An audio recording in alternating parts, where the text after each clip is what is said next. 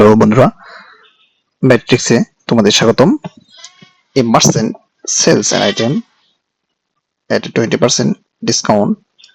একটা মার্চেন্ট একটা সেলসে 20% ডিসকাউন্ট দিয়েছে, but still makes a gross profit 20%।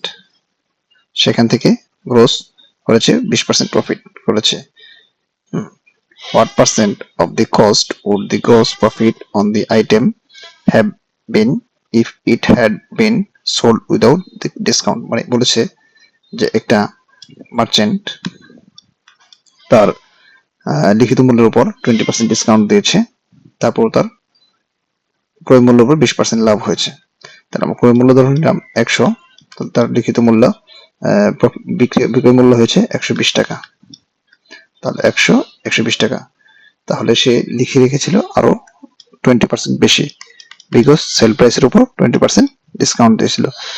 ঠিক আছে, তাহলে 20% sale price 20% off sale price equal to কত হবে?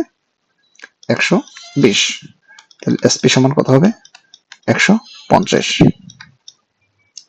তাহলে আমাদের যদি এটা লিখিত মূল্যে বিক্রি করা হতো তাহলে আমাদের কত প্রফিট হইতো? 50 টাকা। তাহলে কি 100তে আমাদের প্রফিট হয়েছে কত? 50। তাহলে কি 100তে 50, তাহলে পার্সেন্টে করলে হবে 100তে কত? That's means 50%। মানে আমরা এভাবে করতে পারি যে 100তে 50 কত হবে? 50/100, আর 100তে কত হবে?